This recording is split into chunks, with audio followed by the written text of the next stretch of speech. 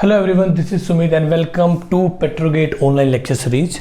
So today we are going to start a very basic subject, that is a petroleum exploration. And ये बहुत एक common subject है और ये basically एक जियोलॉजी का सब्जेक्ट है, ठीक है। और जियोलॉजी और जियोफिजिक्स से जो गेट देते हैं उनके यहाँ पे बहुत ज़्यादा डिटेल में इनका सिलेबस रहता है और वहाँ पे हम लोग इसको बहुत ज़्यादा डिटेल में पढ़ते हैं, ठीक है। आप लोगों के भी जैसे आप लोग सेकंड सेम में थर्ड सेम में रहे होंगे इन पेट्रोलियम इंजीनियरिंग, आपके बीटेक के टाइम पे भी एक इनिशियल सब्जेक्ट रहा होगा और इसके बारे में आप लोगों ने काफ़ी चीज़ें पढ़ी भी होंगी। और यहाँ पे if I am talking about the GATE syllabus, only 3 topic we have to covered और इन टॉपिक के बारे में हम लोगों को बातें करनी है और यही इस गेट के सिलेबस में रखे हुए हैं।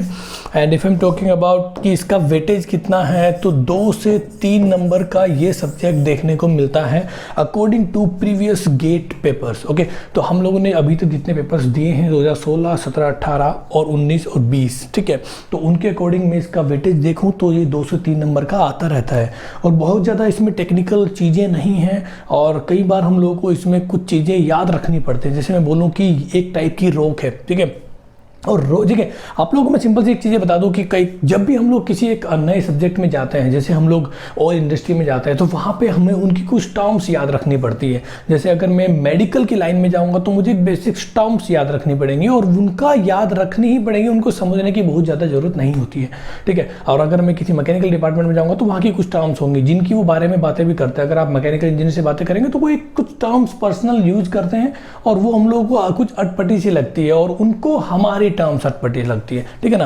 तो यहाँ पे कुछ बेसिक सी टर्म्स हैं वो हम लोग देखेंगे और जैसे रोग के कुछ नाम हैं वो हम लोगों को याद रखने पड़ेंगे और जैसे ज़्यादा कुछ हार्ड सब्जेक्ट नहीं है, बेसिक से सब्जेक्ट है और बहुत बड़ा सिलेबस भी इसका नहीं है, ठीक है। जैसे मैंने आपको बोला कि सिर्फ 3 ही सब्जेक्ट यहाँ पे मुझे कवर करने हैं, ठीक है। तो if I am talking about the first topic is देखिए, आप लोगों को पता होगा कि बेसिकली जो रॉक हैं उनको 3 तरीके से डिवाइड किया गया है, 3 पार्ट में डिवाइड किया गया है।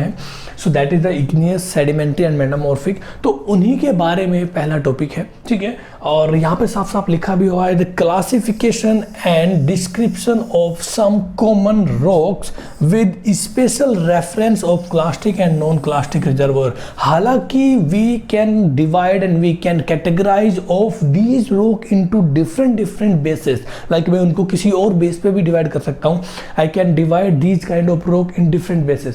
सो बट मुझे यहाँ पे जो सिलेबस में कवर करना है वो मुझे कैटेगराइजेशन कवर करना है on the basis of only clastic and non clastic, ठीक है। तो मुझे इसको फोकस में रख के चीजों को डिवाइड और कैटेगराइजेशन उनका मुझे करना है, ठीक है। तो आप लोग देख रहे होंगे और वो भी किस रोग का। देखिए बेसिकली आप लोगों को पता भी होगा, आप लोग 3rd ईयर में है, कुछ 4th ईयर में है, कुछ पास आउट है, तो आप लोगों को कुछ पता भी होगा कि जैसे 3 ही रोग हैं और मेजोरिटी में अगर मैं ऑयल का स्टोरेज की बात करूं तो that will be in sedimentary रोग। ओके, नहीं होता कई बार इग्नियस में, नहीं होता most of the time metamorphic में, वहाँ पे लगभग बहुत कम चांसेस होते हैं। होता है कुछ रिजर्व्स हैं जहाँ पे इग्नियस और मेटामॉर्फिक में भी मुझे ऑयल मिलता है, but most of the time 90 से ऊपर चीज़ें परसेंटेज की बात करूँ तो वहाँ पे मुझे सेडिमेंट्री रोग मिलता है। तो मेरा इंटरेस्ट सीधा सा बात है ऑयल में है, मुझे वही एक्सट्रैक्ट करना है, उसी के लिए मैं प्रोडक्शन, रिजर्वर, ड्रिलिंग वगैरह वगैरह पढ़ रहा हूँ, ठीक है। तो मुझे ऑयल एक्सट्रैक्ट करना है with A cost effective process. Okay, तो यहाँ पे जो मैं प्रोड्यूस कर रहा हूँ वो मुझे मिलता है सेडिमेंट्री रॉक में, ठीक है। और सेडिमेंट्री रॉक में मिलता है तो मेरा फोकस और मेन जो मेरा कंसंट्रेशन है और जो मेरा मेन पढ़ने का जो यहाँ पे मोटिव है वो सेडिमेंट्री रॉक की है। तो आप लोग देख रहे होंगे कि मुझे classification of some common rocks with special reference of clastic and non clastic reservoir. तो यहाँ पे मैं सेडिमेंट्री रॉक को क्लास्टिक और नॉन क्लास्टिक रॉक को डिवाइड करने वाला हूँ, ठीक है। और ये क्या है और ये क्या है, देखिए मैं बोलूँ आपको सेडिमेंट्री रॉक में यहाँ पे पढ़ रहा हूँ तो उसका क्लासिफिकेशन है नॉन क्लास्टिक और क्लास्टिक के बेस पे, ठीक है। तो ये मुझे इस पहले टॉपिक में कवर करना है, ठीक है। तो जस्ट हम और अगले टॉपिक में बात करूँ तो जैसे मुझे ऑयल मिलता है, ठीक है। देखिए पहले मैं पूरा एक बेसिक सब्जेक्ट का, इस सब्जेक्ट का एक पूरा ओवरव्यू दे रहा हूँ, what we are going to do in that. Okay, तो यहाँ पे इसके सपोज आपका पहले एक जो सेडिमेंट्री रॉक है उसके मैंने बारे में थोड़ा सा पढ़ लिया, उनके नाम्स मैंने देख लिए, उनके कॉमन नेम मैंने देख लिया, केमिकल कंपोजिशन देख लिया, और कौन सी रॉक किस कैटेगरी में आती है वो देख लिया, इग्नेस देख लिया, सेडिमेंट्री देख लिया, मेटामॉर्फिक दे दिया, सभी रॉक के बारे में मैं देख लूँगा। बट मेरा मेन फोकस रहेगा सेडिमेंट्री रॉक, बिकॉज मुझे सबसे ज़्यादा ऑयल मिलता है वहाँ पे और मेरा सबसे ज़्यादा मेन कंसंट्रेशन है ऑयल पे, बाकी मुझे किसी से कोई मतलब ज़्यादा नहीं है। ठीक है, तो यहाँ पे एक चीज़ ये हो गया, जब मैंने ऑयल को पढ़ा है, मतलब ऑयल को मुझे निकालना है, तो मैंने रॉक के बारे में तो देख लिया, बट क्या मुझे ऑयल कैसे बनता है और how it origin, how it migrate and how it accumulate at a reservoir, तो मुझे इनके बारे में भी थोड़ा सा देख लेना होगा। आप लोग देख रहे होंगे ओरिजिन मुझे पढ़ना है, माइग्रेशन मुझे पढ़ना है, और ऑयल का एक्यूमुलेशन भी देखना है, ऑफ पेट्रोलियम वहाँ पे लिखा हुआ है। ठीक है, तो ये एक थर्ड टॉपिक नंबर 2 में कवर हो जाएगा। ठीक है, उसके बाद सपोज मुझे कहीं पे ऑयल मिला है, ठीक है, और मैं चाह रहा हूँ कि यार यहाँ पे ऑयल है या नहीं है, उसका कंफर्मेशन मुझे एक तरीके से देखना है, या मुझे ऑयल को सर्च करना है, ऑयल की डिस्कवरी करनी है, तो वो उसको मैं बोलता हूँ एक्सप्लोरेशन। ओके, उसको मैं बोलता हूँ एक्सप्लोरेशन। आप लोग देखिए यहाँ पे लिखा हुआ साफ साफ एक्सप्लोरेशन। तो पेट्रोलियम एक्सप्लोरेशन मीन सिंपल सी बात है, मुझे पेट्रोलियम को एक्सप्लोर करना है। एक्सप्लोर मीन्स मुझे उसको डिस्कवर करना है, मुझे उसको ढूंढना है, मुझे उसको सर्च करना है। तो यहाँ पे कुछ मेथड हैं जो इस चीज़ के लिए काम में आते हैं, जैसे मैं आपको बोलूँ ग्रेविटी मेथड है, जैसे मैं आपको बोलूँ मैग्नेटिक मेथड है, और सबसे मेन इंपॉर्टेंट मेथड जो सबसे ज़्यादा कंफर्मेशन देता है, सबसे ज़्यादा श्योरिटी देता है, सबसे ज़्यादा एक्यूरेट चीज़ें मुझे बताता है, ठीक है, that is A seismic method. Okay, यहाँ पे मैं सेस्मिक मेथड लिख रहा हूँ, तो इसके बारे में हम लोगों को देखना है। ठीक है, बहुत सारे मेथड्स हैं जो एक्सप्लोरेशन में काम आते हैं, तो वो एक टॉपिक 3 में हम लोग कवर करने वाले हैं। तो this is the overview of this particular subject. ठीक है, तो ये सब चीज़ अगर मैं पढ़ लेता हूँ, देख लेता हूँ और चीज़ों को थोड़ा सा रिमेंबर रखता हूँ, ठीक है, उसको आप माइंड में रखेंगे चीज़ों को, जो मैंने बोला कि ये याद रखने वाली चीज़ें हैं। क्योंकि अगर मैं बोलूँ सेडिमेंट्री में 2 पार्ट है, क्लास्टिक एंड नॉन क्लास्टिक, और क्लास्टिक में कौन सी रॉक आती हैं, तो उनके मुझे नाम थोड़े से याद होने चाहिए, बिकॉज बहुत बार क्वेश्चन इन्हीं पे आ जाता है। और पेट्रोलियम एक्सप्लोरेशन सब्जेक्ट में बहुत ज़्यादा डीप चीज़ें नहीं आती हैं, जस्ट कॉमन सी चीज़ें आती हैं और वो याद रखने वाली ही होती हैं। और बस मैच द फॉलोइंग या फिर ऑप्शन में I will get the right option if you know the remember the name of different kind of rocks की कैटेगरी के बेस पे। ठीक है, ये अच्छी चीज़ें देख लेंगे। अब हम लोग स्टार्ट करते हैं पहला टॉपिक। नाम क्या है पहला टॉपिक का, आप लोग देख रहे होंगे यहाँ पे, क्लासिफिकेशन, जो मैंने अभी बोला, ऑफ सेडिमेंट्री रॉक या फिर of some rocks on the basis of clastic and non clastic. ठीक है, ये सब चीज़ हम लोग देखेंगे। ठीक है, तो अब हम लोग देखते हैं आगे क्या क्या चीज़ें हैं। सबसे पहले if I am talking about the rocks, तो मुझे I must know what is the mineral. Okay, मुझे मिनरल की कैटेगरी, मिनरल के बारे में पता होना चाहिए। तो क्या लिखा हुआ है मिनरल, आप लोग देखिए यहाँ पे, if I am going to the rock, so before I am just reading out about the minerals. Okay, तो minerals are defined as the naturally occurring solids. देखिए, अब मैं एक सिंपल तरीके से आपको बता रहा हूँ, I am telling you about this mineral in a very simple language. Okay, तो यहाँ पे suppose this is the matter. इस पूरे दुनिया में, इस पूरे वर्ल्ड में there is a matter. Okay, matter है, कोई चीज़ है, ठीक है, और वो naturally occurring है, मतलब वो naturally occurring है, और वो solids भी है। ठीक है, अगर कोई solids in the world, इस दुनिया में, इस नेचर में कोई सॉलिड है और वो सॉलिड मेरा इन 5 चीज़ों को 5 चीज़ों पे फुलफिल, अपनी क्राइटेरिया फुलफिल करता है, तो that is called a mineral. I will say that is a mineral. अगर क्या है वो 5 क्राइटेरिया, क्या है वो 5 क्राइटेरिया, आप जल्दी देख लेते हैं। Suppose this is your mineral, मैं इसको बताऊंगा कि मिनरल है या नहीं है। कैसे? अगर ये मेरे 6 क्राइटेरिया फुलफिल करता है, 5 की बोल रहा था, अगर ये सॉलिड ऑलरेडी है तो इसको बाकी के 5 फुलफिल करने होंगे, अगर ये सॉलिड नहीं है तो इसको पूरे टोटल 6 फुलफिल करने होंगे। तो टोटल 6 के लिए मैं क्या करने वाला हूं, आप लोग देखिए यहाँ पे, mineral are defined a, suppose this matter जो है यहाँ पे मेरे पास सॉलिड है, that should be a natural occurring. पहला क्राइटेरिया, अगर ये नेचुरल अकरिंग है, मैंने आर्टिफिशियली इसको जनरेट नहीं किया, I am not going to made of any solids. ठीक है, तो मैं उसको नेचुरली अकरिंग बोल रहा हूँ कि वो खुद से आया है नेचर में, मैंने उसको नहीं जनरेट किया, कोई आर्टिफिशियल चीज नहीं है, कोई मैनमेड नहीं है।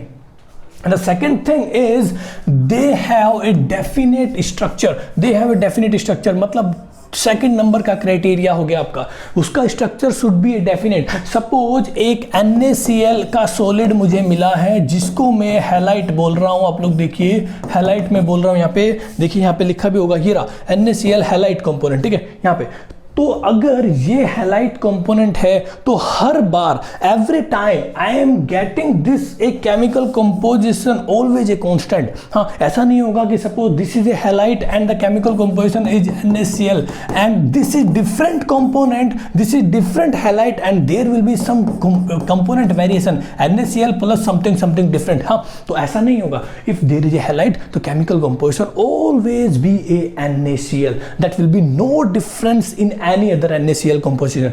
तो यहां पे ये चीज शुड बी फिक्स, ये चीज should be fix, definite structure and definite composition. ठीक है, तो फिक्स तीसरे नंबर का मैंने बोल दिया यहाँ पे सीधा, तीसरे नंबर की बात एक्सप्लेन कर दिया। I have explain this thing, this third point. Okay, so if I am talking about the second point, definite structure, if there is NaCl तो structure should be always same, नहीं कोई changes आएगा, नहीं कोई variation दिखेगा। अगर halide है तो डेफिनेटली स्ट्रक्चर एक पर्टिकुलर होगी। If there is another halide तो should be that structure will be same. ऐसा नहीं होगा कि बायोटाइट लूंगा और NaCl लूंगा और दोनों के स्ट्रक्चर मैच हो जाएगी, नहीं। That structure should be different if there is halide and biotite. Okay, so structure should be different, मतलब हमेशा डिफरेंट रहेगी। बायोटाइट हैलाइड की स्ट्रक्चर कभी मैच नहीं करेगी और हैलाइड की स्ट्रक्चर कभी डिफरेंट नहीं होगी। ये बात बोलना चाह रहा हूं मैं। ठीक है, चलिए हो गया। तो 3 पॉइंट आपके यहाँ पे चीजें क्लियर होगी। Point 3 is for crystal, structure should be a क्रिस्टलीय form, structure should be a क्रिस्टलीय फॉर्म। अगर आपका ये स्ट्रक्चर जो है ये क्रिस्टलीय फॉर्म में है तो ये स्ट्रक्चर शुड बी क्रिस्टल। अगर ये जो आपके मिनरल्स हैं उनके सभी की स्ट्रक्चर जो होती है तो क्रिस्टलीय फॉर्म में होती है। ये बात क्लियर है। तो पॉइंट 3, अगर मेरा वो मैटर इनऑर्गेनिक भी है जो मैं आगे बोलने वाला हूं, नेचुरल अकरिंग सॉलिड है, डेफिनेट स्ट्रक्चर है, वेल डिफाइंड फिक्स्ड कंपोजिशन है और क्रिस्टल ये है, यानी कि 4 पॉइंट उसने 4 क्राइटेरिया उसने फुलफिल कर दिए हैं। The next point is inorganic. Inorganic हम तो समझ रहे हो आप लोग, वो इनऑर्गेनिक होना चाहिए, उसमें कोई भी केमिकल बोलो तो कार्बन का कंपोनेंट उसमें नहीं होना चाहिए। आप लोग देख रहे होंगे यहाँ पे NaCl है और इसका बहुत बड़ा फॉर्मूला तो दिख रहा है मुझे और उसमें भी कहीं भी कार्बन मुझे नहीं दिख रहा है, तो that should be A inorganic. अगर वो मैटर इनऑर्गेनिक है तो चलिए उसने 5वां पॉइंट भी क्लियर कर दिया है। आगे होमोजीनियस। होमोजीनियस मींस अभी दिखा दूं आपको होमोजीनियस का मतलब क्या है। यह है आपका 6th पॉइंट। हाँ, अगर उसने पूरे 6 के 6 पॉइंट क्राइटेरिया फुलफिल किए हैं तो that matter is called a mineral. Okay, चलिए ये होमोजीनियस का मतलब क्या है। होमोजीनियस मीन सपोज दिस, देखिए यहाँ पे आप लोग देखिए, अगर मैं यहाँ पे देखूं तो यहाँ पे भी इसका कंपोजिशन चेक क्या है और जो इसका स्ट्रक्चर है that will be like this. हाँ, आप लोग देख रहे होंगे यहाँ पे इस तरीके की बातें हैं, इस तरीके की बातें हैं, और मैं यहाँ पे जाके देखूंगा तो भी इस तरीके का ही स्ट्रक्चर यहाँ पे मुझे दिख रहा है। मीन्स मैं इस मिनरल में कहीं भी चला जाऊँ तो मुझे एक ही जैसी इसकी प्रॉपर्टीज देखने को मिलेंगी। Suppose this is your mineral, मैं एक चार्ट लेके आता हूँ ऊपर से, दिस इज योर मिनरल और यहाँ पे इसको थोड़ा सा एक साइज जो है वो मैं बड़ा भी कर देता हूं। चलिए, दिस इज योर मिनरल और इस मिनरल में यहाँ की प्रॉपर्टी देखूंगा और यहाँ की प्रॉपर्टी देखूंगा दैट विल बी सेम। हाँ, यहाँ की देखूंगा that will be also same, यहाँ की देखूंगा that will be also same. तो mineral should be a homogeneous. हाँ, इसको मैं होमोजीनियस बोल रहा हूँ। तो यहाँ पे we have 6 point, if there is 6 criteria fulfilled by any matter, any solid in the world, in this nature, that will called a mineral. Okay, समझ रहे हो इतनी बात। चलिए अब आप बात कर लेते हैं, मिनरल की बातें होगी। चलिए, अब मिनरल से ही रॉक बनता है। इसलिए मैंने थोड़ा सा इसके बारे में पहले डिस्कस कर दिया, बिकॉज आई हैव टू जो मुझे पढ़ना था यहाँ पे वो मेरा रॉक का एक पार्ट था, और मुझे रॉक अगर पता करना है तो मुझे थोड़ा मिनरल के बारे में भी पता होना चाहिए, because rock is made of minerals. Okay, may be the rock may be made of a single minerals. ठीक है, मे बी वो सिंगल मिनरल से मिलके बनी हो, and the second thing may be वो बहुत सारे मिनरल से मिलके बनी हो, मोर देन 1 मिनरल्स। ओके, तो ये चीज़ें भी हो सकती हैं, मतलब वो एक रॉक मेरी एक मिनरल से भी मिलके बन सकती है, जिसको मैं मोनो मिनरलिक रॉक बोलूंगा। मोनो मतलब सिंगल, आप लोगों ने बहुत जगह देखा होगा मोनो।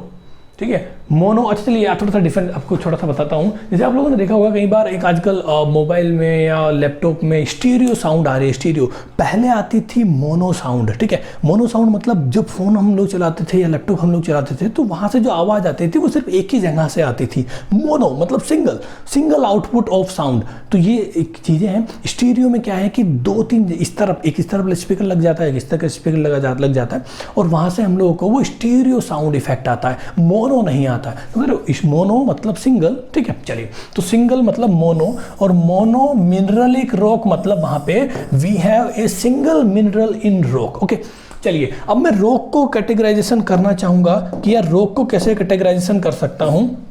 उसके लिए मैं देखने वाला हूं क्या कि अगर मेरे पास कोई एक सॉलिड चीज है, I have a solid thing in the nature and suppose this rock, I will से दिस रॉक, अगर वो इन 4 चीज़ों को, क्राइटेरिया को फॉलो करता है या फुलफिल करता है। जैसे मिनरल की बात कर रहा था तो मिनरल को 6 क्राइटेरिया फॉलो करने थे, तो यहाँ पे मैं सिर्फ बात कर रहा हूँ सिर्फ 4 क्राइटेरिया की, कि पहला point that should be in solid form. अगर वो सॉलिड फॉर्म में नहीं है तो आई am not saying this is a rock, ठीक है। तो सॉलिड फॉर्म में that should B and natural occurring, ठीक है, मैन मेड नहीं होना चाहिए, आर्टिफिशियल नहीं होना चाहिए, that should B natural occurring, nature में वो खुद आना चाहिए, नेचर में वो खुद से जनरेट होना चाहिए, ठीक है। Next thing is aggregate of minerals, बिल्कुल सही बात, वो मिनरल से मिलके बना हो, और मे बी वो सिंगल मिनरल से मिलके बना हो, और मे बी वो मोर देन 1 मिनरल से मिलके बना हो। तो इसलिए मैं उसको यहाँ पे एक क्राइटेरिया ये भी है, ये भी उसको फुलफिल करना होगा अगर वो चाहता है कि मैं रॉक के नाम से जाना जाऊं, ठीक है। चलिए, मोस्टली इनऑर्गेनिक, बिल्कुल सही बात, because all the mineral is also inorganic, और ये बना ही मिनरल से है, तो definitely this should be also a inorganic form में। तो इतनी बात क्लियर है। तो अगर ये 4 चीजें मुझे कोई नेचर में कोई चीज है, ये 4 क्राइटेरिया फॉलो करता है, तो आई विल से this is the rock. Okay, the next thing is so a great variation these look origin strength association composition ETC।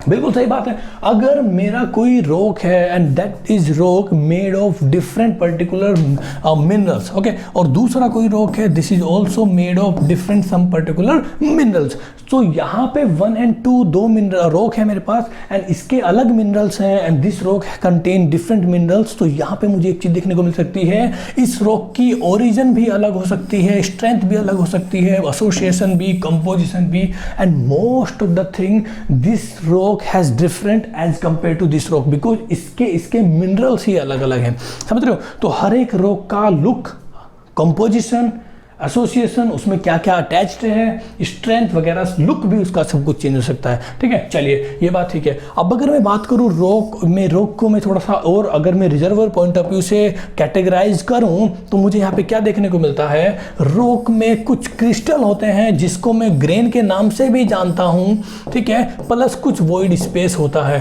बात समझ रहे हैं आप लोग। यहाँ पे रॉक में अगर मैं बोलूँ तो मेरे पास कुछ स्ट्रक्चर्स होता है, स्ट्रक्चर्स में ग्रेन बोल दूँ, और मे बी ग्रेन बोल दूं, और ग्रेन के साथ ही साथ I can also say these grain और solid part is a crystal. तो यहाँ पे मे बी ग्रेन हो, सॉलिड हो, बट हाँ एक सॉलिड पार्ट यहाँ पे रहेगा, और उसको मैं क्रिस्टल बोल सकता हूँ, उसको मैं सॉलिड बोल सकता हूँ। बट यहाँ पे कुछ पोर स्पेस भी रहेगा, अब उस पोर स्पेस में मे बी ऑयल हो, मे बी वाटर हो, और मे बी गैस हो। तो आप लोग इस लाइन को जरा पढ़ सकते हैं क्या? देखिए जरा इस लाइन को पढ़ सकते हैं क्या?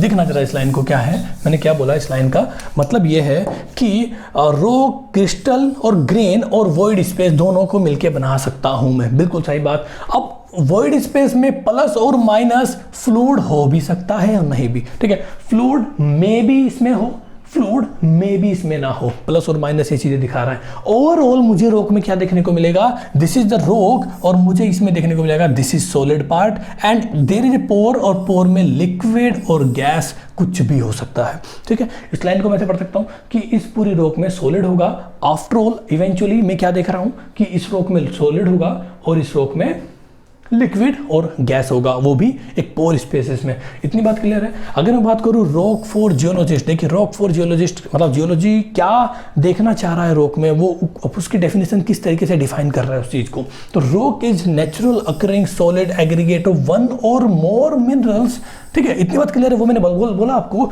Example of common granite. Granite एक रॉक है, ठीक है, इसको इग्नेस रॉक बोलता हूँ, और इग्नेस में भी ये आपका जैसे इग्नेस में भी दो पार्ट होते हैं, इंट्रोसिव एक्सट्रोसिव, वो हम लोग आगे डिस्कस करेंगे। तो एक ये ग्रेनाइट, एक इग्नेस रॉक है। और इग्नेस रॉक में अगर मैं केमिकल में कंपोजिशन के पॉइंट ऑफ व्यू से मिनरल की बात करूँ, हम talking about the mineral in granite rock, तो इसमें क्वार्ट्ज होता है, देयर इज ए फेल्डस्पार होता है, and there is a biotite mineral होता है। तो आप लोग ये बात देख रहे हैं, तो यहाँ पे मुझे ग्रेनाइट में quartz, feldspar and biotite mineral देखने को मिल रहा है। तो ये बात इसने सही बोली कि rock is aggregate of different minerals. बिल्कुल सही बात है, rock is aggregate of different minerals. इतनी बात क्लियर है। चलिए, rock can be consolidated and non consolidated. बिल्कुल सही बात है। Consolidated means if the rock is not too compacted, so that will be called a non-consolidated rock. Consolidated means that is compaction, very strong, very weather resistant rock. That will be called a consolidated or compacted rock. ठीक है, तो maybe compacted rock is there or maybe non-compacted is rock there. Maybe there is a loose formation, loose rock, that will be non-compacted, or maybe there is a very strong rock, very weather resistant rock, यानी कि called है क्या compacted rock, यानी कि consolidated rock. तो यहाँ पे मैं लिख दिया कंसोलिडेटेड रॉक और नॉन कंसोलिडेटेड रॉक। ठीक है, कंसोलिडेटेड मतलब कॉम्पैक्टेड, मतलब स्ट्रॉन्ग, मतलब हाई डेंसिटी, मतलब वेदर रेजिस्टेंट रॉक। इतनी बात क्लियर है। नॉन कंसोलिडेटेड जस्ट इसका अपोजिट। चलिए, इसके बाद रॉक कैन बी मोनोमिनरल। अब फिर से वही बात आ गई ना भाई। ठीक है, तो यहाँ पे आपका साथ साथ क्या हो रहा है, एक तरीके से चीज़ें रिपीट होती जा रही हैं, आप लोगों को चीज़ें रिवाइज भी होती जा रही है ना। चलिए नेक्स्ट, यहाँ पे इसके बाद हम लोग रॉक रिजर्वोयर इंजीनियर जो है वो एक रॉक की डेफिनेशन में क्या देखना चाहता है, उसके लिए रॉक कहाँ एक मैटर करती है। देखिए जल्दी से, क्योंकि मेरी बात बोलूँ तो जैसे जियोलॉजिस्ट क्या है कि उसको ग्रेन से मतलब होता है, उसको chemical composition of that particular mineral से मतलब होता है, उनको एक ग्रेन से देखने को, स्ट्रक्चर से और चीज़ें जो सॉलिड पार्ट है ना उससे ज़्यादा मतलब होता है। बट रिजर्वोयर इंजीनियर ऑल्सो एक तरीके से बोलूँ कि उसका जो इंटरेस्ट है वो इंटरेस्ट है उसके अंदर फ्लूइड कौन सा है, कैसा है, और वो कितना स्टोर कर रहा है और कितना परमेबल रॉक है, वो चीज़ें उनको रिजर्व इंजीनियर चाहता है। तो यहाँ पे देखिए, जितनी भी उनको डेफिनेशन देने की कोशिश की एज ए रिजर्व इंजीनियर, तो उसने हर बार एक पोर की बातें की,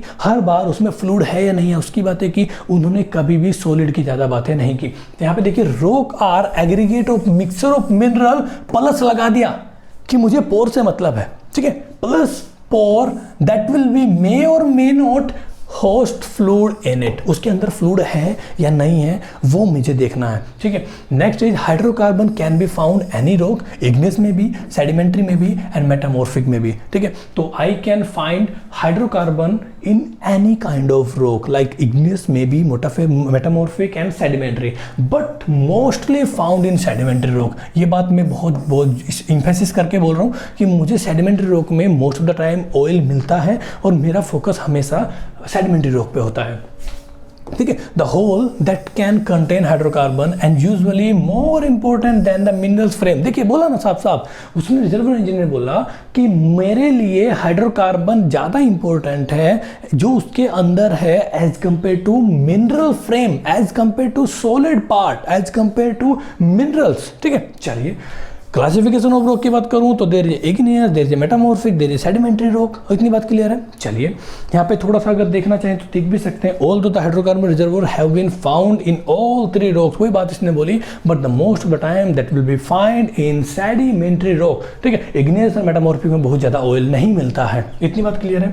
बट हाँ, ये चीज़ याद रखेंगे आप लोग कि three type of rock is there, that is igneous, metamorphic and sedimentary rock, और इन्हीं के बारे में मुझे थोड़ा सा आगे पढ़ना है और जिसको मैं बोल रहा हूं रॉक साइकिल। ओके, तो रॉक साइकिल का मतलब ये है कि how the rock is form and how the rock is transferred from one kind of rock to another kind of rock। ठीक है, वो कैसे बनती है और वो एक दूसरे में कैसे चेंज होती है, समझ रहे हो। तो this is called a rock cycle. Cycle समझ रहे हो आप लोग, जो चीज़ें एक चीज़ें से दोबारा बनती हैं और उस दूसरी चीज़ से दोबारा पहली चीज़ बन जाती है, तो उससे एक पूरी साइकिल कंप्लीट हो जाती है। तो यहाँ पे भी कुछ ऐसा ही हो रहा है कि चीज़ें एक बार इग्नेस रॉक बनेगी सपोज, तो कहीं ना कहीं घूम फिर के दोबारा से आपकी इग्नेस रॉक बन जाएगी। कैसे बनेगी वो हम लोग आगे देखने वाले हैं। इस फिगर को मैं एक्सप्लेन करूँगा, पहले उससे पहले मैं अपनी एक हैंड राइटिंग से आपको कुछ दिखाना चाहूँगा। ठीक है, फिर आपको ये फिगर सारी ऑटोमेटिक क्लियर होनी स्टार्ट हो जाएगी।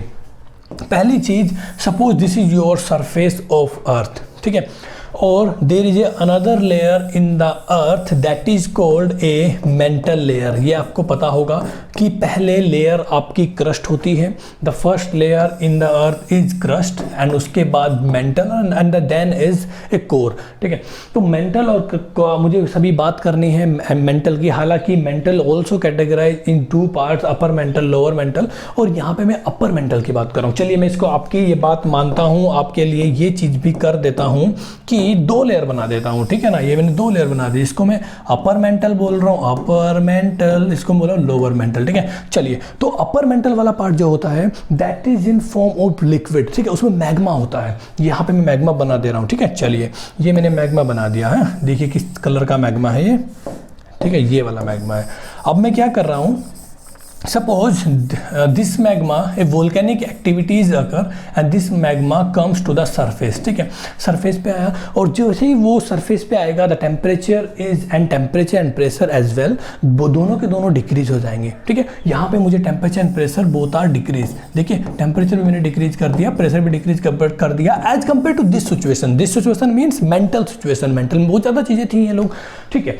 अब यहाँ पे ये जैसे ही ठंडा होगा और यहाँ पे इसका कूलिफिकेशन होगा, यहाँ पे इसका सॉलिडिफिकेशन होगा, तो यहाँ पे ये मैग्मा ठंडा होने के बाद एक रॉक की तरह से फैल जाएगा इस सरफेस पे, that is called a igneous rock, जिसको मैं इग्नियस रॉक एक बड़ा लिख देता हूँ, इग्नियस रॉक, ये मेरा इग्नियस रॉक हो गया, ठीक है। तो सिंपल सी बात है, इग्नियस रॉक कैसे बनता है, igneous rock form from the magma when the magma is cooled and the magma is crystallization and the magma solidification take place, ठीक है। तो ये सब चीजें जैसे ही होंगी, दोनों तीनों प्रोसेस होंगे, तो igneous rock is formed at the surface, ठीक है। इतनी बात क्लियर है। तो इग्नियस रॉक यहाँ पे बन गई है मेरी। उसके बाद की बात मैं करूँ तो यहाँ पे जैसे ये पूरे सरफेस पे एयर में हमारी रॉक एक्सपोज्ड है, हाँ, 2 दिन, 10 दिन, 1 साल, 2 साल, 4 साल, 20 साल जैसे ही चलते रहेंगे, टाइम चलता रहेगा, तो कहीं ना कहीं ये रॉक इरोड होती चली जाएगी।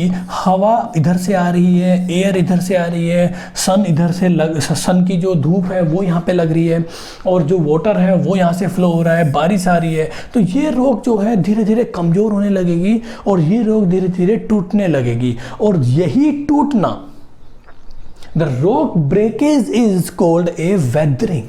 इसको हम लोग जियोलॉजिकल टर्म्स में देखें तो इसको मैं वेदरिंग बोलता हूँ। मैंने बोला ना कि हर एक चीज़ की हर एक डिपार्टमेंट में, हर एक डोमेन में अलग टर्म्स होती है। अगर मैं नॉर्मली किसी को बोलूँ कि ये चीज़ टूट रही है, दैट इज कॉल्ड एक ब्रेकेज हो गया। अगर मैं रॉक को टूटना बोल रहा हूँ तो कहीं ना कहीं रॉक को कमज़ोर होना बोल रहा हूँ, तो उसको मैं एक वेदरिंग का टर्म्स दे रहा हूँ। इसलिए हर एक चीज़ों की अलग अलग टर्म्स होती है, हर एक जगह पर अलग टर्म्स होती है, हालांकि वो चीज़ लगभग सेम है, ठीक है। तो यहाँ पे रॉक का टूटना मैं वो क्या बोल रहा हूँ, रॉक का टूटना मैं क्या बोल रहा हूँ, रॉक का टूटना मैं बोल रहा हूँ कि ये वेदरिंग हो गया, ठीक है। चलिए, ये वेदरिंग हो गया, इसको मैं पहले साफ कर देता हूँ आपका ये बोर्ड और फिर यहाँ पे लिखता हूँ, ठीक है ना। चलिए, तो ये आपकी जो रॉक है ये वेदरिंग हो गया इसका, ठीक है। वेदरिंग का मतलब होता है जस्ट ब्रेकेज ऑफ रॉक। यहाँ पे जो पार्टिकल्स हैं या रॉक है, उन रॉक के ग्रेन्स का डिसइंटीग्रेशन हो गया, मतलब उस रॉक के ग्रेन्स जो हैं उस रॉक से ब्रेक हो चुके हैं, मतलब हट चुके हैं, यानी कि एक तरीके से लूज हो चुके हैं, ठीक है। तो वहाँ पे उसको मैं बोल रहा हूँ वेदरिंग, समझ रहे हो, उसको मैं बोल रहा हूँ वेदरिंग।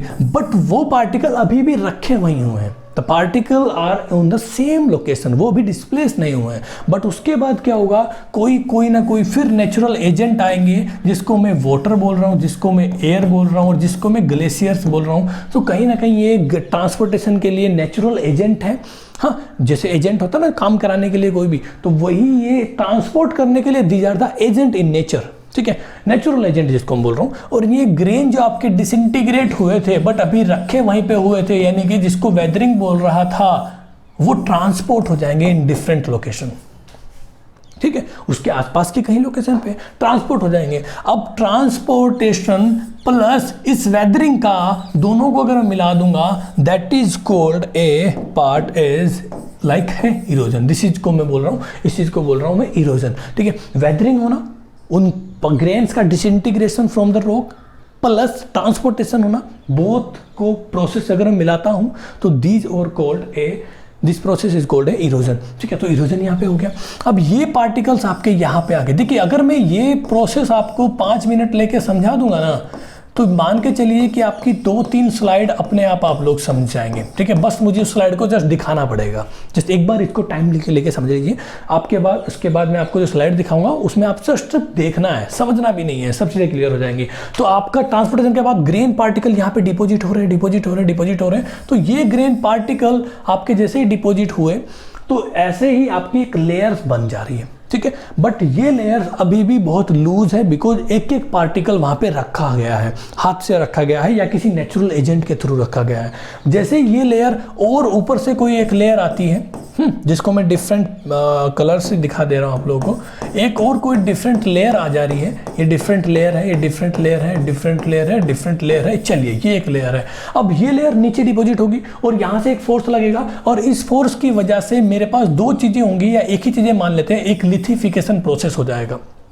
देखिए समझिए चीजों को, एक लिथिफिकेशन प्रोसेस हो जाएगा, और उस प्रोसेस के अंदर दो चीजें हैं। लिथिफिकेशन के अंदर दो चीजें हैं। पहली चीज कॉम्पैक्शन।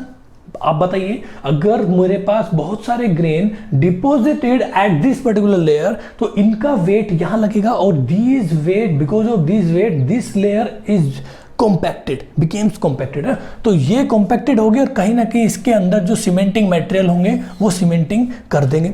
तो सीमेंटिंग और कॉम्पैक्शन अगर दोनों मिलाता हूं तो एक प्रोसेस बनता है जिसको मैं लिथिफिकेशन बोल रहा हूं। तो जिसको मैं लिथिफिकेशन को हर बार सीसी से डिनोट कर देता हूं, ठीक है। तो सीसी मतलब लिथिफिकेशन। जो देखिए लिथिफिकेशन क्या कर रहा है, लिथिफिकेशन सेडिमेंट से सेडिमेंट्री रॉक बना रहा है।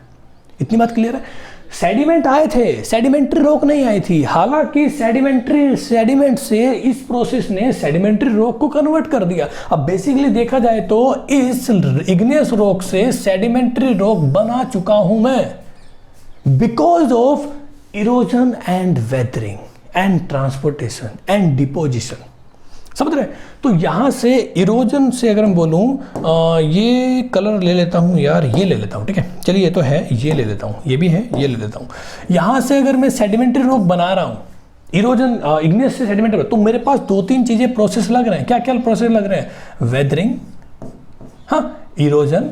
हालांकि वेदरिंग और ट्रांसपोर्टेशन को दोनों को मिला दूं तो इरोजन तो अपने आप ही बन जाएगा, है ना। चलिए इरोजन प्लस डिपोजिशन, ये मुझे चाहिए, है ना। इरोजन के अंदर ही वेदरिंग आ जाएगा, इरोजन में ट्रांसपोर्टेशन आ जाएगा। इरोजन आई नीड डिपोजिशन, और इग्नियस से सेडिमेंट्री बन जाएगा। उसके बाद लेयर्स आ रही हैं, डिपॉजिट हो रही हैं, आ रही हैं, डिपॉजिट हो रही हैं। ये लेयर आपकी नीचे चली जा रही है, और जैसे ये नीचे चली जाएगी, जैसे मैं नीचे जाता हूँ, when I go towards into the earth, तो मुझे टेम्परेचर एंड प्रेशर दोनों के दोनों बढ़ते हुए फील होते हैं।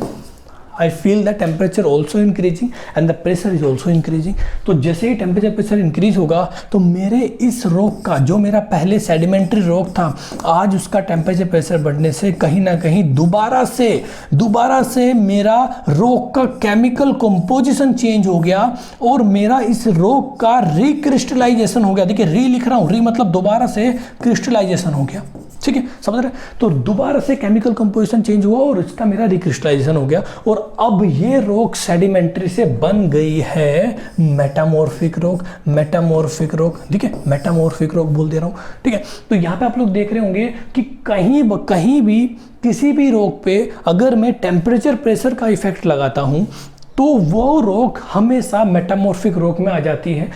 आइदर वो सेडिमेंट्री पे लगा हो, आइदर वो इग्नियस पे डायरेक्ट अगर मैं यही प्रोसेस लगा दूं, टेम्परेचर प्रेशर बढ़ा दूं, तो भी ये डायरेक्ट मेटामॉर्फिक रॉक बना देगा। इतनी बात समझ रहे हो आप लोग? ऐसा नहीं है कि इग्नियस से सेडिमेंट्री के बाद ही मेटामॉर्फिक बनेगा, नहीं, डायरेक्ट सेडिमेंट्री से बिना भी इग्नियस से मेटामॉर्फिक रॉक बन सकता है। उसके बाद आप लोग देखिए, जैसे ये लेयर मेरी डिपॉजिट होती चली जा रही है ना, ये लेयर धीरे धीरे नीचे जाएगी, तो ये कहीं ना कहीं इतना टेम्परेचर इसका हो जाएगा कि ये मेंटल लेयर में के आसपास पहुंच जाएगी, और मेंटल लेयर क्या करेगा, दोबारा से इस लेयर को मेल्ट कर देगा, because mental has lot of temperature. वहां पे सब मैग्मा की फॉर्म में है, वहां पे सब लिक्विड की फॉर्म में है। तो यहाँ पे ये मेंटल, ये लेयर मेटामॉर्फिक लेयर भी एज एक मैग्मा की तरफ फ्लो होने लगेगा, वो एक तरीके से डिजोल्व हो जाएगा। हाँ, और डिजोल्व होने के बाद जब दोबारा से कभी इग्नियस रॉक बननी होगी या वोल्केनिक वोल्केनिक एक्टिविटीज़ होगी या दोबारा से कहीं मेरा लावा मैग्मा बाहर निकलेगा तो वो दोबारा से इग्नियस रॉक बना देगा। तो क्या आपको मेटामॉर्फिक से इग्नियस भी मिल रहा है क्या? बिल्कुल मिल रहा है। तो कहने का मतलब है काफ़ी सारी प्रोसेस हैं, ये नहीं बोल सकते कि इग्नियस से सेडिमेंट्री, सेडिमेंट्री से मेटामॉर्फिक, मेटामॉर्फिक से इग्नियस दोबारा नहीं। ये प्रोसेस तो है ही है, but we have done different process also. हम लोग इग्नियस से डायरेक्ट मेटामॉर्फिक बना सकते हैं।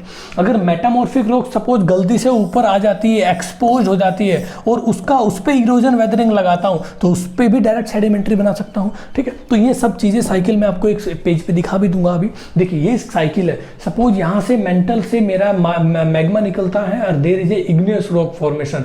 उसके बाद यहाँ पे वेदरिंग हुआ, ट्रांसपोर्टेशन हुआ, डिपोजिशन हुआ, लिथिफिकेशन हुआ, यानी कि ट्रांसपोर्टेशन और वेदरिंग दोनों मिला के आई विल से this is A erosion process. Okay, दोबारा से यही बोलता हूँ कि याद हो जाए, है ना, अभी याद हो जाए। चलिए, डिपोजिशन बिल्कुल सही बात है, उसका लिथिफिकेशन, डिपोजिशन अगर हो गया तो उसको कॉम्पैक्शन एंड सीमेंटेशन दोनों कर दूंगा तो लिथिफिकेशन बन गया क्या? सेडिमेंट्री। उसके बाद जैसे ही टेम्परेचर बढ़ेगा, ये देखिए और लेयर आ रही है, दिस लेयर गोज डाउनवर्ड्स और इसका टेम्परेचर प्रेशर बढ़ेगा तो ये मेटामॉर्फिक रॉक में कन्वर्ट हो जाएगा। मेटामॉर्फिक रॉक जैसे ही और नीचे पहुंचेगा तो ये मैग्मा बना देगा। मैग्मा के बाद फिर से दोबारा प्रोसेस, दोबारा से इग्नियस रॉक बन जाएगी। यहाँ पे सपोज मेटामॉर्फिक रॉक का एक एरो देखिए यहाँ जा रहा है, अगर ये अपलिफ्ट हो जाती है, किसी कारण से अपलिफ्ट हो जाती है, कोई टेक्टोनिक एक्टिविटीज में बी देयर और this expose and uplift to the surface, उसके बाद वेदरिंग और इरोजन हो जाए तो फिर से अगर सेडिमेंट्री रॉक, मतलब मेटामॉर्फिक से इग्नियस की जरूरत नहीं हुई, डायरेक्ट सेडिमेंट्री तक हम लोग पहुंच गए। ठीक है, तो ये सब सारे प्रोसेस हैं। अब मैं आगे एक बार और आपको दोबारा से दिखा देता हूँ ये सब चीजें। देखिए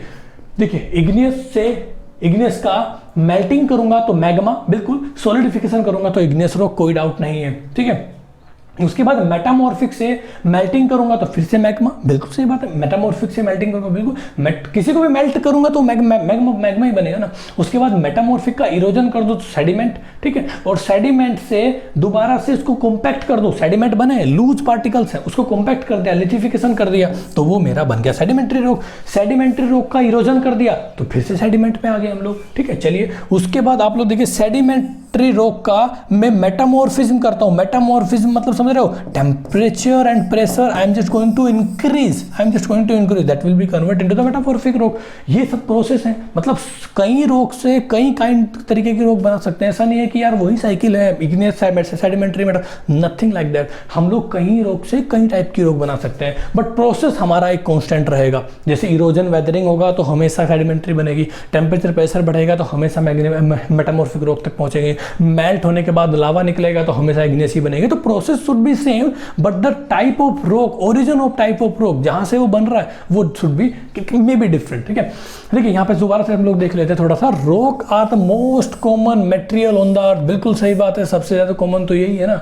दे are the naturally occurring aggregate one of mineral, दोबारा से वही बात बोली है, बिल्कुल सही बात। Rock division occur in 3 major families based on how they form. ठीक है, रॉक को हम तीन तरीके से डिवाइड कर सकते हैं बिकॉज ऑफ देयर फैमिली, और ये हम लोग नाम है इसके इग्नियस, सेडिमेंट्री एंड मेटामॉर्फिक। उसके बाद हम लोग देखिए rock cycle is an illustration that is used to explain how the, देखिए रॉक साइकिल ये एक्सप्लेन कर रही है कि डिफरेंट जो मेरे प्रोसेस हैं उनसे डिफरेंट टाइप की रॉक कैसे बन रही है ना। और तो कुछ नहीं दिखाया था उस रॉक साइकिल ने। आगे देखते हैं, अब मैं बात कर रहा था थोड़ा सा वेदरिंग की।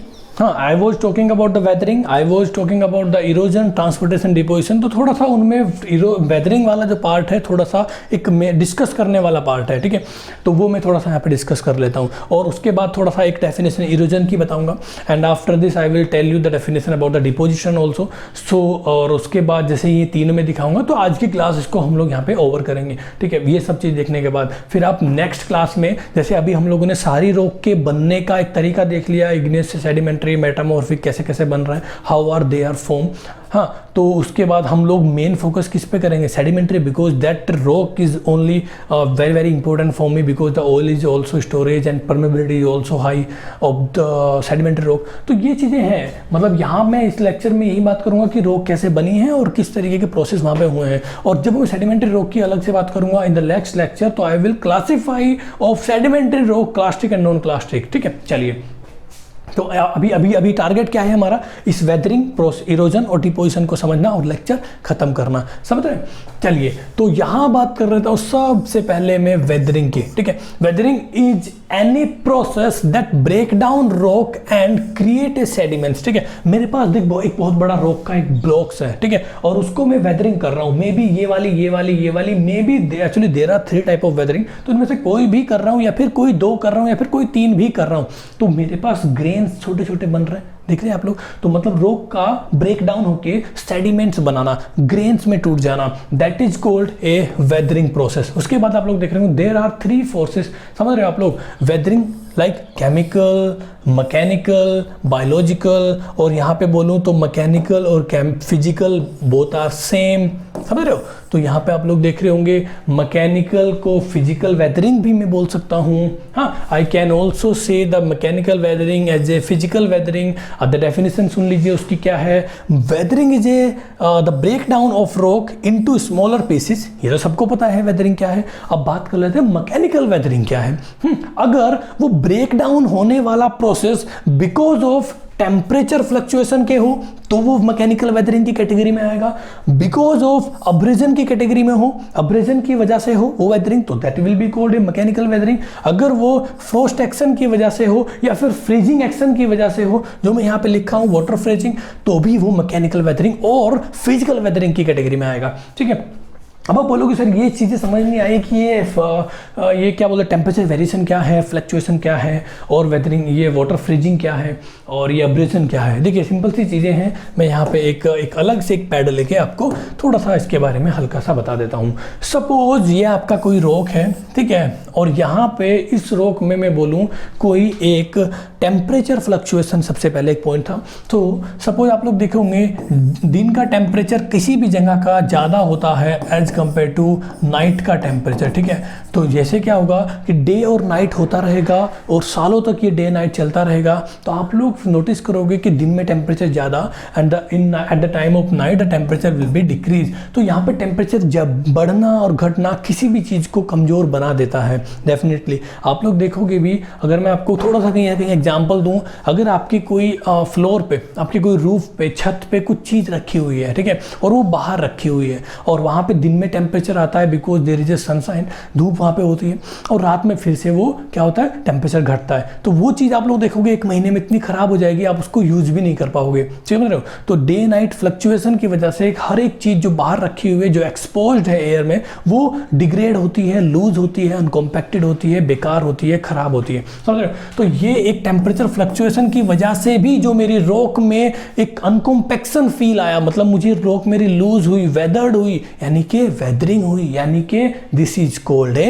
मैकेनिकल वेदरिंग, समझ रहे हो आप लोग। दूसरा पॉइंट हम लोग यहाँ पे देख लेते हैं अब्रेजन। अब्रेजन तो आप लोग समझ रहे हो ना, जैसे कोई भी एक रॉक है और उसके ऊपर से कोई हवा निकल रही है, उसके ऊपर से कोई पानी निकल रहा है, उसके ऊपर से ग्लेशियर्स, कुछ चीज़ें ऐसी जा रही हैं जो उसको अब्रेड कर रही है, फ्रिक्शन लगा रही है और उसके पार्टिकल्स को तोड़ने की कोशिश कर रही हैं, तो वो एक अब्रेजन वेदरिंग की कैटेगरी में आ जाएगा, बिकॉज एक्सटर्नल फोर्स वहाँ पे लगा हुआ है, तो that is called a physical weathering. इसको भी मैं फिजिकल वेदरिंग की कैटेगरी में डाल दूंगा, ठीक है। थर्मल एक्सपेंशन एंड कॉन्स्ट्रक्शन वही चीज़ें हैं जो मैंने बोला, टेम्परेचर फ्लक्चुएशन वाली बात है ना, ठीक है। एक्सपेंशन मतलब बढ़ना, कॉन्ट्रैक्शन मतलब कम हो जाना। फ्रोस्ट एक्शन, फ्रोस्ट एक्शन क्या होता है, कई बार हमारे किसी भी रॉक के अंदर water most of the time होता ही है, ठीक है, वाटर होता ही है। अब वाटर क्या होता है, अगर मैं वाटर को थोड़ा सा टेम्परेचर कम कर दूं तो वाटर बनेगा एक आइस फॉर्म में, और आइस का वॉल्यूम जो होता है एज कंपेयर टू वाटर ज़्यादा होता है। सपोज अगर मैं बोलूँ कि मेरे पास 5 लीटर वाटर है, ठीक है,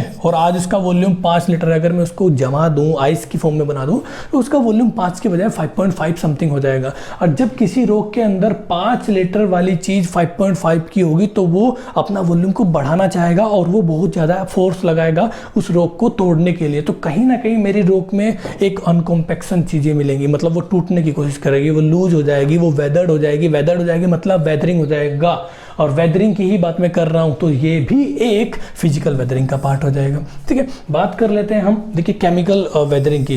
केमिकल वेदरिंग में सिंपल सी बात है, is decomposition of rock caused by chemical reaction. ठीक है, कोई भी रॉक के अंदर केमिकल रिएक्शन हो रही है, मे बी वो वाटर कर रहा हो, मे बी वो एसिड कर रहा हो, मे बी वो गैस कर रही हो। ठीक है, तो इसकी वजह से जो केमिकल रिएक्शन हो रही है और उसकी वजह से मेरी रॉक कमजोर हो रही है, यानी कि वेदर्ड हो रही है, तो that will comes into the category of chemical weathering. Okay, इतनी बात समझ रहे हो आप लोग। चलिए, हालांकि जैसे मैं बोलूँ ना, एक बहुत अच्छी चीज़ बताता हूँ। सपोज मेरी एक रॉक है और मेरे यहाँ पे बारिश हुई है। ठीक है, बारिश हुई है, अब बारिश की वजह से जो एक मेरी ड्रॉप यहाँ पे लगी है ना, जिसने ड्रॉप ने यहाँ स्ट्राइक किया है, उसने एक एक्सटर्नल फोर्स दिया है, तो वो तो हो गया फिजिकल वेदरिंग। बट ड्रॉप गिरने के बाद अगर उसने कोई रिएक्शन किया, that will B chemical weathering. तो समझ रहे हो, तो एक ही चीज़ दो प्रोसेस भी कर सकती है, जैसे मैं भी अभी आपको चीज़ें दिखाऊंगा अभी। देखिए, बात कर रहे थे बायोलॉजिकल, केमिकल हुआ, फिजिकल को ही मैकेनिकल बोल रहा हूँ, and now I am talking about the biological weathering. ठीक है, biological weathering is the weakening and subsequent disintegration of rock by plants, animals and microbes. देखिए, कोई भी प्लांट्स की वजह से कोई रॉक का डिसइंटीग्रेशन होता है, मतलब ग्रेन रॉक से डिसइंटीग्रेट होते हैं, टूटते हैं, because of microbes activity, because of animal activity, because of plant activities. ठीक है, बिकॉज ये बायोलॉजिकल कंपोनेंट है, बायोलॉजिकल एलिमेंट है। ठीक है, हम भी बायोलॉजिकल एलिमेंट है, समझ रहे हो। तो जैसे एग्जाम्पल लेता हूँ, पहला, अगर आपकी कोई रॉक है, ये अगर आपकी कोई रॉक है और ये यही वाली रॉक मान लेते हैं, और यहाँ पे कोई प्लांट है या ट्री है, तो जैसे इसके रूट्स बड़ी होंगी, प्लांट्स बड़ा होगा, तो इसकी रूट्स भी बड़ी होंगी और ये रूट्स अंदर ही अंदर एक फोर्स लगाएंगी, और these are the biological element. तो बायोलॉजिकल वेदरिंग कर दिया उसने। ठीक है, वेदरिंग कर दिया और उसको मैंने डाल दिया बायोलॉजिकल कैटेगरीज में। तो यहाँ पे ये एक एग्जांपल दे सकते हैं हम लोग। देखिए, plant roots, growing plant root exert stress और प्रेशर ऑन रॉक। बिल्कुल सही बात है। दूसरा पॉइंट हम लोग ले लेते हैं, ग्रीन पेन मुझे अच्छा लगता है, इसको मैं ज़्यादा यूज़ करता हूँ। Biological process can also produce a chemical weathering. देखिए, मैंने ये बोल दिया है ना, मैंने बोला था कि अगर मेरी कोई रेन की ड्रॉप मेरी रॉक पे लग रही है, स्ट्राइक कर रही है, तो वो कहीं ना कहीं एक ग्रेन को डिसइंटीग्रेट भी करेगी ना, तो I will say that is a mechanical weathering और physical weathering. But after dropping, आप जैसे ही वो लेयर, उस पर पानी की लेयर आ जाएगी लेयर पे, मेरी रॉक लेयर पे, तो उसके बाद रिएक्शन अगर करेगी तो that will be I will call it a chemical weathering. तो कहीं ना कहीं एक ही चीज़ दो टाइप की वेदरिंग भी कर रही है। जैसे यहाँ पे आप लोग देख लेते हैं, biological process can also produce a chemical weathering. समझ रहे हो, सिंपल सी चीजें। Biological process can also produce chemical weathering. बिल्कुल, फॉर एग्जाम्पल भी देख लेते हैं भाई, वेयर प्लांट रूट्स और micro organism produce organic acid. Plants roots हो या कोई बायोलॉजिकल छोटे छोटे एलिमेंट जो हैं, जो माइक्रो ऑर्गेनिज्म में प्रोड्यूस कर रहे हैं कुछ हल्का हल्का acid, organic acid, which help to dissolve minerals. ठीक है, वो मिनरल्स को डिजोल्व कर रहे हैं। ठीक है, चलिए, इतनी बात भी ठीक है। अगर मिनरल को डिजोल्व कर रहे हैं तो कहीं ना कहीं मेरे पोर स्पेसिस ज़्यादा, ग्रेन स्पेसिस कम, तो मेरी रॉक हो जाएगी कमज़ोर, डिसइंटीग्रेटेड और एक तरीके से लूज, अनकॉम्पैक्टेड, और कहीं ना कहीं इसको बोल दूंगा मैं वेदरिंग। ठीक है, और जो किसी कैटेगरी में आ जाएगी बायोलॉजिकल प्रोसेस की। एक एग्जांपल और ले लेते हैं, माइक्रोबियल एक्टिविटी। चलिए, ये आप लोग देखिए, थोड़ा सा पीछे आइए। ठीक है, यहाँ पे देखिए बायोलॉजिकल वेदरिंग में क्या लिखा हुआ है, ट्री रूट्स एंड क्या लिखा हुआ है, लिचिन्स। ट्री रूट्स की बातें मैंने की, हाँ, बायोलॉजिकल वेदरिंग में ट्री रूट्स की बातें की, वो फोर्स लगा रही है। अब लिचेंस की बातें कर लेते हैं। देखिए, क्या होता है, कई बार किसी भी रॉक के अंदर, ठीक है, देखिए ये माइक्रोबियल एक्टिविटीज हो रही है, इज लिचिन। ठीक है, लिचिन is a fungi and algae. ठीक है, दो तरीके की चीज़ें आप लोगों ने देखा होगा कि किसी भी रॉक पे ग्रीन से ऊपर एक छोटे छोटे प्लांट से आ जाता है, मतलब उसको इतना सा बोलूँगा मैं कि ये मेरा एक ग्रीन रॉक है। ठीक है, ग्रीन ही बना दिया मैंने, और इसके ऊपर ग्रीन ही छोटे छोटे प्लांट्स है, इसको एल्गी बोलते हैं यार, एल्गी तो आपने देखा ही होगा, और फंगी भी कुछ इसी कैटेगरी का होता है। तो कई बार क्या होता है कि ये दोनों एक साथ हैं, और फंगी क्या करता है, release a chemical that break down the minerals of the rock. ठीक है, रॉक को मैंने क्या बोला कि रॉक में मिनरल्स हैं, एग्रीगेट ऑफ मिनरल्स से तो है रॉक, और वो क्या करता है फंगी, उसके अंदर मिनरल्स को ब्रेक कर देता है, और मिनरल्स को ब्रेक करेगा, और ब्रेक होने के बाद मिनरल्स को एब्जॉर्ब कर देगा, ये वाली चीज एल्गी। फंगी ने मिनरल्स ब्रेक किए, एल्गी ने उस मिनरल्स को एब्जॉर्ब कर लिया, ठीक है, अपने खाने के लिए। जैसे हर चीज़ कुछ ना कुछ, कोई कुछ खाता है, कोई कुछ खाता है, तो यहाँ पे क्या कर रहा है, जो एल्गी है उसने मिनरल्स को खाया, ठीक है, वो उसके लिए फीडिंग एलिमेंट है। तो यहाँ पे क्या हुआ, जैसे उसने मिनरल्स को खाया तो मिनरल्स बाहर आ गया और अंदर मिनरल्स की जगह पे रॉक के अंदर गैप क्रिएट हो गया। तो क्या ये प्रोसेस एक बायोलॉजिकल एलिमेंट के द्वारा हुआ है क्या? बिल्कुल, बिकॉज फंगी और ये एल्गी एक प्लांट्स हैं, एक ट्रीज हैं, या फिर एक बोलूँ तो जैसे हम लोग भी हों तो ये भी हम लोग एनिमल्स की कैटेगरी में आ रहे हैं, ठीक है। यहाँ पे देखिए साफ साफ लिखा हुआ है कि प्लांट्स, ये मेरे बायोलॉजिकल में, हाँ, एनिमल्स हो सकते हैं, माइक्रोबियल हो सकते हैं, प्लांट्स हो सकते हैं, ठीक है। तो यहाँ पे ये प्लांट्स हैं क्या? प्लांट्स है क्या? बिल्कुल है। तो ये एक बायोलॉजिकल वेदरिंग की कैटेगरी में, इनके द्वारा होने हुई वेदरिंग एक बायोलॉजिकल वेदरिंग की कैटेगरी में आएगा। इसलिए आप लोग देखो, मैंने यहाँ पे सीधा सीधा बताया ट्री रूट्स एंड लिचिन्स। तो लिचिन है क्या वो मैंने एक्सप्लेन किया, बस, इससे ज़्यादा कुछ नहीं किया।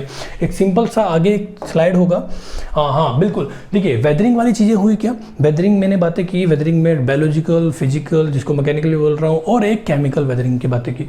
दूसरा एक इरोजन पॉइंट बोल रहा हूँ। Erosion is a process by which natural force move weathered rock. Weathered rock मतलब कोई रॉक जो टूटी है, हाँ, which is the weathered particles, तो that will be move from one point to another point. हाँ, दिस इज कॉल्ड ट्रांसपोर्टेशन। और weathering plus transportation मिलके जो बनाता है that will be called a erosion. समझ रहे हैं? वही चीज़ यहाँ पे लिखी है। और ग्रेविटी हो सकता है उसको मूव कराने के लिए, मे बी रनिंग वाटर हो सकता है वेदर्ड पार्टिकल को मूव करने के लिए, ग्लेशियर्स हो सकता है, वे हो सकती है, and wind all cause erosion, ठीक है।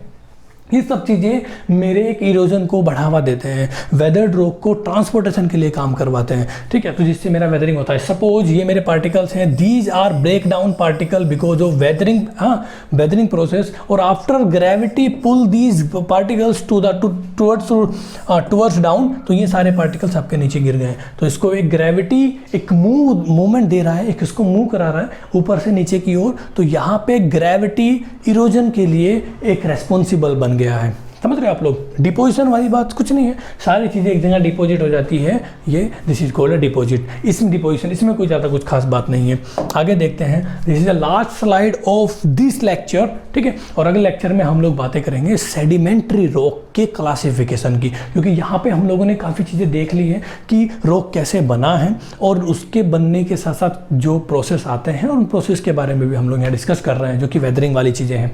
Next, weathering, erosion and deposition, ठीक है, ये चीज़ें हैं। वेदरिंग का मतलब क्या है? The breaking down of rock. Weathering agent is water breaking down कर सकता है, आइस अगर वहाँ से फ्लो हो रहा है तो वो तो बहुत ज़्यादा रॉक को तोड़ देगा, wind, animals and growing plants, ठीक है। चलिए, द मूवमेंट ऑफ सेडिमेंट जो सेडिमेंट है जो ऑलरेडी ब्रोकन है और उसको एजेंट जो है मेरे हैं इरोजन के लिए जो एजेंट है दैट इज कॉल्ड वाटर, बिल्कुल, ऑइस, विंड एंड ग्रेविटी। सही बात है ना। चलिए, इसके बाद the dropping of sediment in a new place. All the जो मेरे वेदर्ड पार्टिकल हैं उनका ड्रॉपिंग होना, ठीक है, न्यू प्लेस पे, तो वो मेरा एक तरीके से क्या है, ये क्या मतलब डिपोजिशन है। और उसके लिए फॉर्मेशन है आइलैंड, सैंड डोम, बहुत सारी चीज़ें। अगर मैं एक जगह पे सारे पार्टिकल्स ड्रॉप कर दूंगा तो वहाँ पे एक आइलैंड टाइप बन जाएगा या फिर कोई तरह का साल्ट डोम बन जाएगा। तो ये सब चीज़ें स्ट्रक्चर यहाँ पे कंप्लीट हो जाती हैं। देखिए आप लोग साल्ट डोम की स्ट्रक्चर देख रहे होंगे ना। चलिए, और यहाँ पे क्या हो रहा है, देखिए यहाँ पे ये रॉक टूट के नीचे गिरी है तो ग्रेविटी वाला इरोजन मुझे दिख रहा है, और यहाँ पे रूट्स, प्लांट रूट्स बढ़ेगा तो ये वेदरिंग वाला पार्ट दिख रहा है। तो वेदरिंग, इरोजन, डिपोजिशन सब चीज़ हम लोगों ने यहाँ पे देख लिया। इसके बाद नेक्स्ट स्लाइड हम लोग देखेंगे जो कल के लिए यहाँ पे देखेंगे हम क्लासिफिकेशन ऑफ रॉक। तो आई होप ये चीज़ें आप लोगों को मजा आया होगा और बहुत चीज़ें सिंपल सी कर दी हम लोगों ने यार, ठीक है। और कंटेंट आपको साफ साफ दिख रहा है और एक आई होप ये चीज़ें मतलब एक अच्छा फॉर्मेट लगा होगा, ठीक है। तो कोई भी डाउट होगा तो आप कम्युनिकेट बराबर कर सकते हैं, that will B not a big problem, ठीक है। और हम लोग रिस्पॉन्स करेंगे पीरियडिकली जैसे जैसे हम लोगों को टाइम मिलता चला जाएगा। और अभी ठीक है, तो आई होप ये अच्छा लगा होगा। Thank you very much, have a nice day.